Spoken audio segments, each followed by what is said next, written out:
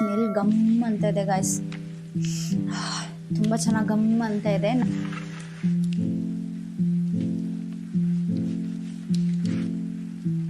Air ಆಯಿಲ್ಗೆ ನಾನು ಇವಾಗ ingredient ತೋರಿಸ್ತಾ ಇದ್ದೀನಿ. ಫಸ್ಟು ಮೆಂತೆನ ನಾನು ಪೌಡರ್ ಮಾಡಿ ಇಟ್ಕೊಂಡಿದ್ದೀನಿ. ತುಂಬ ನೈಸ್ ಪೌಡರ್ ಮಾಡಬೇಡಿ, ಸ್ವಲ್ಪ ರಫ್ ಮಾಡಿ ಇಟ್ಕೊಳ್ಳಿ ಮೆಂತೆ ಪೌಡರ್. ನೆಕ್ಸ್ಟು ದಾಸವಾಳ ಎಲೆ ತಗೊಂಡಿದ್ದೀನಿ. ನಿಮಗೆ ಹೂವಿದ್ರು ಹೂವು ಬೇಕಾದ್ರೆ ತಗೊಳ್ಳಿ, ನನಗೆ ಹೂವು ಖಾಲಿ ಆಗಿತ್ತು ಅದಕ್ಕೆ ಎಲೆ ಮಾತ್ರ ತಗೊಂಡಿದ್ದೀನಿ. ನೆಕ್ಸ್ಟು ಕರಿಬೇವು. ಇದು ನಿಮಗೆ ಒಂದು ಹಿಡಿ ತಗೊಂಡಿದ್ದೀನಿ ನಾನು. ಇದು ಒಂದು ಹಿಡಿ ತಗೊಂಡಿದ್ದೀನಿ, ಇದು ಒಂದು ಹಿಡಿ ತಗೊಂಡಿದ್ದೀನಿ. ಮೆಂತೆ 1 ಸ್ಪೂನ್ ತಗೊಂಡಿದ್ದೀನಿ. ನಿಮ್ಗೆ ಎಷ್ಟು ಆಯಿಲಿಗೆ ನಿಮ್ಗೆ ಎಷ್ಟು ಬೇಕೋ 1 ಸ್ಪೂನ್ ಅಳತೆ ಮೇಲೆ ನೀವು ತಗೋಬೋದು. ನಾನು ಒಂದು ಬಾಟಲ್ಗೆ ಅಳತೆಯಾಗಿ ತಗೊಂಡಿರೋದು. ನೆಕ್ಸ್ಟು ತುಳಸಿ ನೀವು ಕಪ್ ತುಳಸಿ ಆದರೂ ತಗೊಳ್ಳಿ, ಬಿಳಿ ತುಳಸಿ ಆದರೂ ತಗೊಳ್ಳಿ, ಎರಡಾದರೂ ನಡೆಯುತ್ತೆ. ಎರಡರಲ್ಲಿ ಯಾವ್ದಾದ್ರು ಒಂದಿದ್ರಾದ್ರೂ ನಡೆಯುತ್ತೆ. ನಾನು ಇದು ಅಷ್ಟೇ 1 ಹಿಡಿಯಷ್ಟು ತಗೊಂಡಿದ್ದೀನಿ. ನೆಕ್ಸ್ಟು 2 ವೀಳ್ಯದೆಲೆ ತಗೊಂಡಿದ್ದೀನಿ. ವೀಳ್ಯದೆಲೆ ಡ್ಯಾಂಡ್ರಫಿಗೆ ಮತ್ತು ತಲೆಯೆಲ್ಲ ಏನಾದರೂ ಗುಳ್ಳೆಗೆಲೆ ಬರ್ತಾ ಇರುತ್ತೆ ಕೆಲವ್ರಿಗೆ, ಅದಕ್ಕೆ ತುಂಬ ಒಳ್ಳೆಯದು ಅಂತ ಹೇಳ್ಬಿಟ್ಟು ತಗೊಂಡಿದ್ದೀನಿ. ನೆಕ್ಸ್ಟ್ ಈರುಳ್ಳಿ. 1 ಈರುಳ್ಳಿನ ನಾನು ಈ ಥರ ಕಟ್ ಮಾಡಿ ಇಟ್ಕೊಂಡಿದ್ದೀನಿ. ನೀವು ಇನ್ನೂ ಬೇಕಾದ್ರೆ ಸಣ್ಣದಾಗಿ ಚಾಪ್ಸ್ ಮಾಡಿ ಇಟ್ಕೋಬೋದು, ಇಲ್ಲ ರುಬ್ಬಾದರೂ ಹಾಕೋಬೋದು. ನಾನು ಇದೇ ಥರ ಹಾಕ್ಕೊಂಡಿದ್ದೀನಿ. Next aloe vera. ನಾನಿದು 3 ಇಂಚ್ ಅಷ್ಟು ತಗೊಂಡಿದ್ದೀನಿ. ಆಯಿಲ್ ವೇರಾ ಜೆಲ್ ಮಾಡೋದಕ್ಕಿಂತ ಈ ಥರ ಕಟ್ ಮಾಡಿ ಇಟ್ಕೊಂಡ್ರೆ ಬೇಗ ಚೆನ್ನಾಗಿದಾಗತ್ತೆ ಅಂತೇಳಿ. ನೆಕ್ಸ್ಟ್ ನುಗ್ಗೆ ಸೊಪ್ಪು ತಗೊಂಡಿದ್ದೀನಿ. ಇದು ಅಷ್ಟೇ 1 ಹಿಡಿಯಷ್ಟು ತಗೊಂಡಿದ್ದೀನಿ ನುಗ್ಗೆ ಸೊಪ್ಪು. ಇದು ತುಂಬ ಚೆನ್ನಾಗಿ ಹೇರ್ ಗ್ರೋತಿಗೆ ತುಂಬ ಹೆಲ್ಪ್ ಮಾಡುತ್ತೆ. ಇದರಲ್ಲಿ ಐರನ್ ಅಂಶ, ಕ್ಯಾಲ್ಶಿಯಂ ಜಾಸ್ತಿ ಇರೋದ್ರಿಂದ ಇದು ನಮಗೆ ಹೇರ್ ಗ್ರೋತಿಗೆ ತುಂಬ ಹೆಲ್ಪ್ ಮಾಡುತ್ತೆ.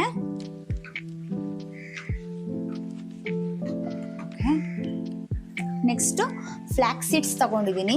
ಫ್ಲ್ಯಾಕ್ಸ್ ಸೀಡ್ಸ್ನ ನಾನು ಈ ಥರ ನೋಡಿ ಸ್ವಲ್ಪ ಪೌಡರ್ ಮಾಡಿ ಇಟ್ಕೊಂಡಿದ್ದೀನಿ. ನಾನಿದು ರಫ್ ಆಗಿರಬೇಕು, ತುಂಬ ನೈಸ್ ಇರಬಾರ್ದು, ರಫ್ ಆಗಿ ಪೌಡರ್ ಮಾಡಿ ಇಟ್ಕೊಂಡಿದ್ದೀನಿ. ಸ್ವಲ್ಪ ಸಾಸಿವೆ, 1 ಟೀ ಸ್ಪೂನ್ ಅಷ್ಟು ಸಾಸಿವೆ ತಗೊಂಡಿದ್ದೀನಿ. ನೆಕ್ಸ್ಟ್ ಕೊಲಾಂಜಿ ಸೀಡ್ಸ್ ತಗೊಂಡಿದ್ದೀನಿ. ಇದು 1 ಸ್ಪೂನ್ ತಗೊಂಡಿದ್ದೀನಿ ಕೊಲಾಂಜಿ ಸೀಡ್ಸ್.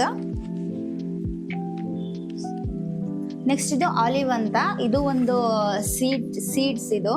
ಇದು ಅಷ್ಟೇ ಹೇರ್ ಗ್ರೋತಿಗೆ ತುಂಬ ಚೆನ್ನಾಗಿ ಹೆಲ್ಪ್ ಮಾಡುತ್ತೆ. ವೇಟ್ ಲಾಸಿಗೂ ಇದನ್ನೆಲ್ಲ ಯೂಸ್ ಮಾಡ್ತಾರೆ. ಇದನ್ನು ಬೇಕಾದ್ರೆ ನೀವು ರಫ್ ಆಗಿ ಪೌಡರ್ ಮಾಡಿಕೊಂಡು ಬೇಕಾದರೆ ಈ ಥರ ಫ್ಲ್ಯಾಕ್ಸ್ ಸೀಡ್ಸ್ ಥರ ಪೌಡರ್ ಮಾಡ್ಕೊಂಡವ್ರು ಯೂಸ್ ಮಾಡ್ಬೋದು. ಬಟ್ ನಾನು ಹಿಂಗೆ ಇರಲಿ ಅಂತ ಹೇಳ್ಬಿಟ್ಟು ಇದೇ ಥರ ಯೂಸ್ ಮಾಡಿದ್ದೀನಿ. ನೆಕ್ಸ್ಟ್ ಇಲ್ಲಿ ರೋಸ್ಮೆರಿ ತಗೊಂಡಿದ್ದೀನಿ. ನೀವು ರೋಸ್ಮೆರಿ ಮನೇಲಿ ಏನಾದರೂ ಬೆಳೆಸಿದ್ರೆ ಅದನ್ನೇ ಬೇಕಾದರೆ ಯೂಸ್ ಮಾಡ್ಬೋದು. ನಾವು ಮನೇಲಿ ಹಾಕಿಲ್ಲ, ಮಾಮೂಲಿ ಮಾಲ್ಟಿಂದ ತಗೋಬೋದು. ಇದರಲ್ಲಿ 1 ಸ್ಪೂನ್ ತಗೊಂಡಿದ್ದೀನಿ. ಮಾಮೂಲಿ ಸ್ಪೂನಲ್ಲಿ ಇದೆಲ್ಲ ಇದು 1 ಈರುಳ್ಳಿ, ಇದು 1 ಹಿಡಿ, ಇದು 1 ಹಿಡಿ, ದಾಸವಾಳನೂ 1 ಹಿಡಿ, 2 ಎಲೆ ಮೆಂತೆ, ಫ್ಲ್ಯಾಕ್ಸ್ ಸೀಡ್ಸ್, ಸಾಸಿವೆ, ಕರಿಬೇವು 1 ಹಿಡಿ ತಗೊಳ್ಳಿ. ನೆಕ್ಸ್ಟ್ ಕೊಲಾಂಜಿ ಸೀಡ್ಸ್ ಮತ್ತು ಆಲಿವ್. ಇದು ಆಲಿವು, ಕೊಲಾಂಜಿ ಸೀಡ್ಸು, ಸಾಸಿವೆ, ಈ ಫ್ಲ್ಯಾಕ್ಸ್ ಸೀಡ್ಸು ಮತ್ತು ರೋಸ್ಮೆರಿ ಎಲ್ಲ 1 ಸ್ಪೂನ್ ತಗೊಳ್ಳಿ. ಜಾಸ್ತಿ ತಗೋಬೇಡಿ, ತುಂಬ ತಗೊಂಡ್ರೆ ಅದು ಒಂದು ಸ್ವಲ್ಪ ಹೀಟ್ ಆಗೋ ಜಾಸ್ತಿ, ಅದು ಇಂಗ್ರೀಡಿಯೆಂಟ್ ಎಲ್ಲ ಜಾಸ್ತಿ ಆದರೆ ಸ್ವಲ್ಪ ಹೀಟಾಗಿ ಆವಾಗ ಇನ್ನೊಂಥರ ಹೇರ್ ಚೇಂಜ್ ಆಗೋ ಚಾನ್ಸಸ್ ಇರುತ್ತೆ. ಅದಕ್ಕೆ ಆದಷ್ಟು ಲಿಮಿಟಾಗಿ ಯೂಸ್ ಮಾಡಿ.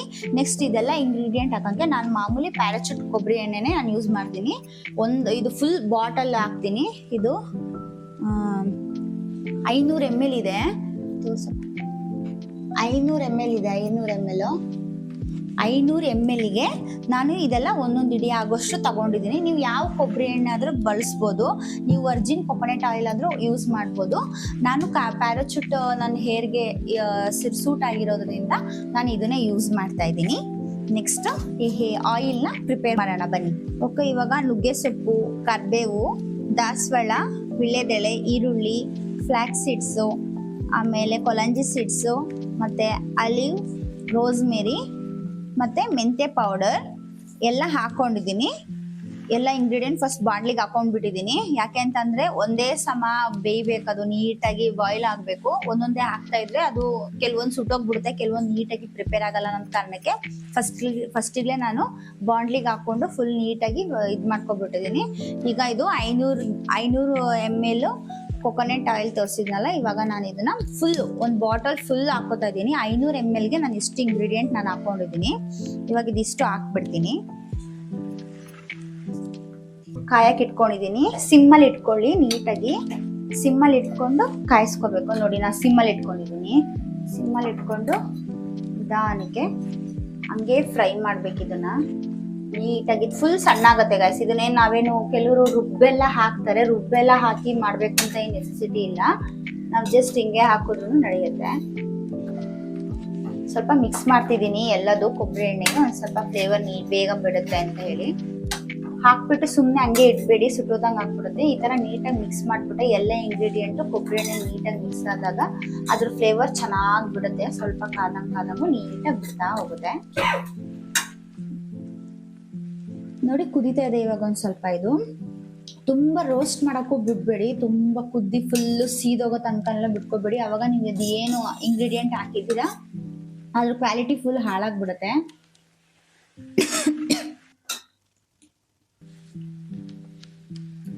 ನಿಮಗೆ ಎಣ್ಣೆದು ಕಲರ್ ತೋರಿಸ್ತೀನಿ ನೋಡಿ. ಸ್ವಲ್ಪ ಗ್ರೀನ್ ತರ ಬಂದಿದೆ ನೋಡಿ. ಇದು ಇನ್ನೊಂದು ಸ್ವಲ್ಪ ಬಿಟ್ಕೋಬೇಕು, ಇನ್ನೂ ಒಂದು ಸ್ವಲ್ಪ ನೀಟಾಗಿ ಕರ್ಬೇವೆಲ್ಲ ಇನ್ನೊಂದು ಸ್ವಲ್ಪ ರೋಸ್ಟ್ ಆಗ್ಬೇಕು. ಈ ತರ ಇದೆಲ್ಲ ರೋಸ್ಟ್ ಆಗ್ಬೇಕು. ಒಂದು 5-6 ಕುದಿಸ್ಕೊಳ್ಳಿ ಚೆನ್ನಾಗಿ. ನಿಮ್ಗೆ ಸ್ಮೆಲ್ ಬರುತ್ತೆ, ಗಮ್ ಅಂತ ಇದೆ.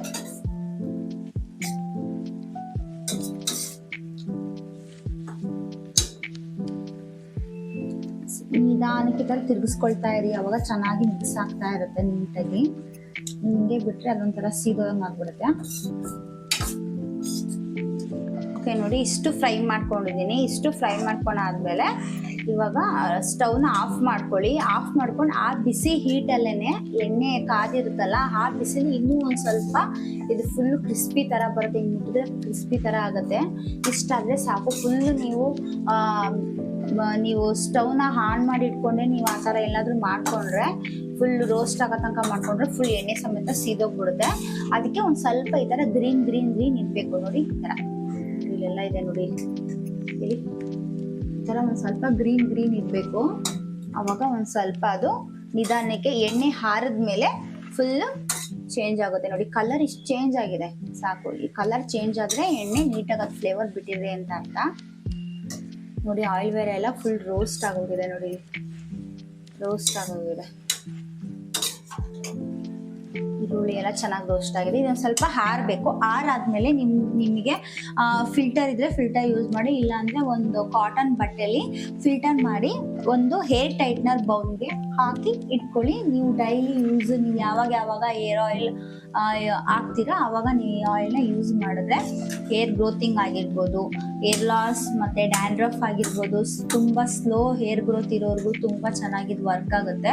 ಮಕ್ಕಳಿಗೂ ಹಾಕ್ಬೋದು. ನನ್ನ ಮಗಳಿಗೂ ಸಮೇತ ನಾನು ಇದನ್ನೇ ಹಾಕೋದು. ಮಕ್ಕಳಿಗೂ ಹೇರ್ ಗ್ರೋತ್ ತುಂಬ ಚೆನ್ನಾಗಿ ಬರುತ್ತೆ.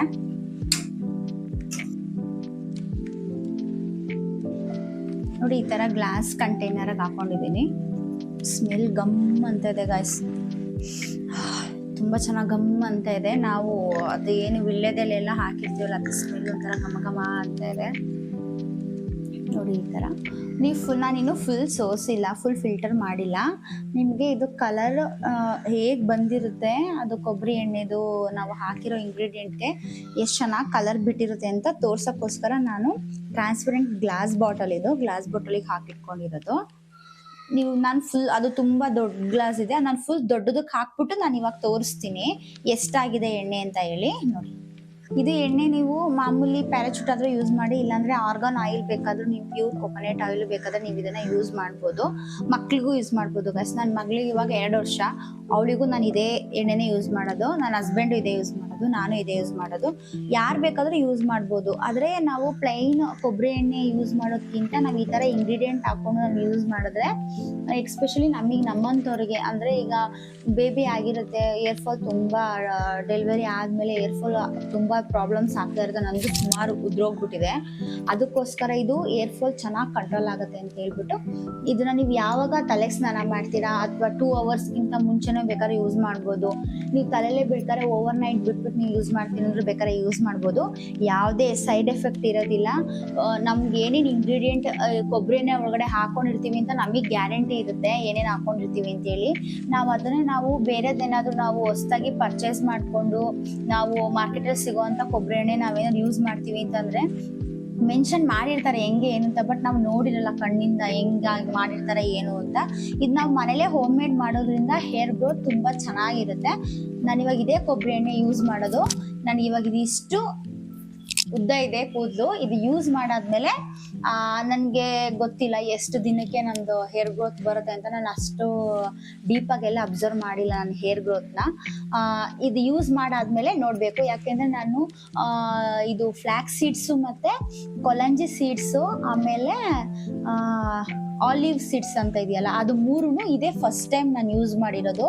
ನಾವು ಕರಿಬೇವು, ಮೆಂತೆ, ನುಗ್ಗೆ ಸೊಪ್ಪೆಲ್ಲ ಫಸ್ಟ್ ಇದು ಮಾಮೂಲಿ ರೆಗ್ಯುಲರ್ ಆಗಿ ನಾನು ಯೂಸ್ ಮಾಡ್ತಾ ಇದ್ದೆ, ಬಟ್ ಸೀಡ್ಸ್ ಎಲ್ಲ ಹಾಕಿ ನಾನು ಯೂಸ್ ಮಾಡಿರಲಿಲ್ಲ.